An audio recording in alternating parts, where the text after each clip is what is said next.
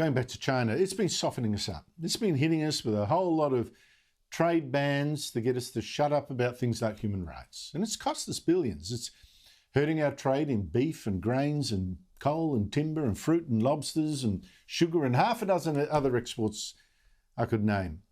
Now, the Morrison government has had enough, and it's complained now to the World Trade Organization that this is against its international trade rules and it's just power politics. It calls out what we think are practices that are politically motivated or could be politically motivated. And is right. I mean, in fact, the Chinese ambassador this year made that crystal clear that this was political, saying, we will not allow any country to reap benefits from doing business with China while groundlessly accusing and smearing China and undermining China's core interests based on ideology. And China even issued a list of 14 things which supposedly done wrong. We should shut up about democracy in Hong Kong. We should shut up about China jailing up to 1 million Muslims. We should shut up about China's hack attacks on us. We should shut up about an investigation into where exactly this virus came from, and so on. Joining me is the country's top finance writer, Terry McCrann of the Herald Sun. Terry, thanks for your time. So we're complaining to the World Trade Organization. What good do you think that could do us? Well, if I could pick up on your earlier remarks, Andrew, I think the World Trade Organization would be just about as effective as the New Zealand Defence Forces in bringing China to heel. It's a joke. I mean, I think we've got to probably go through the process. We're supposed to have this body which is to make sure that people play by the rules in international trade. But clearly it's going to get nowhere. China will do what it wants to do, and it will ignore any attempt to haul it into line. I mean, as you indicated, they're hitting a lot of our exports. The one export they haven't been hitting has been iron ore, because they want iron ore, but it must drive them crazy that they've got to pay still very high prices for that iron ore.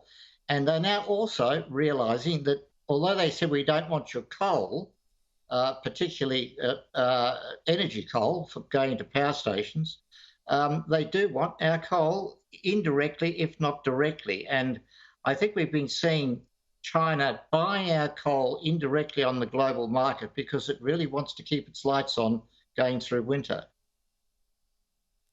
Oh, that's right. The Chinese Premier again this week issued an urgent, just yesterday, day before, issued an urgent command that Chinese power stations burn more coal to put on, keep the heating up for winter that's coming. Exactly.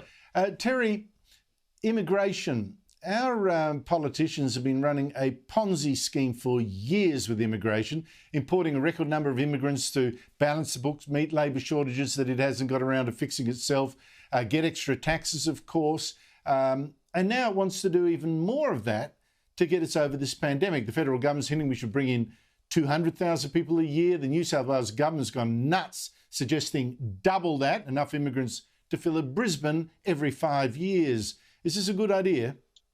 I think we can both agree, Andrew, it is a terrible idea.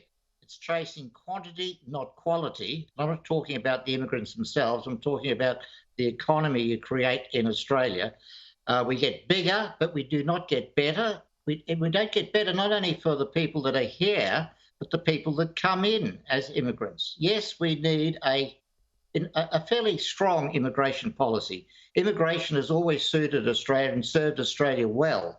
But it's got to be managed, it's got to be reasonable in size, and it's got to focus on skills addition to the Australian labour force rather than just adding numbers to the labour force. So we really should have spent the last 2 years when the immigrants weren't able to come because of obviously the COVID restrictions and the bans. But we should have been spending that time thinking very clearly about what is a clever immigration policy going forward. What sort of number should we have as a starting point? I would suggest somewhere up to 100,000, nowhere near the 200,000, 400,000 figures that have been tossed around. And within that 100,000, we have some flexibility, obviously, but the focus should be on skills and obviously family reunion, but in a managed, sensible way that builds a cleverer Australia going forward, rather than one that just relies on building more and more infrastructure, more and more houses, and pumping out more and more iron ore to sell to China.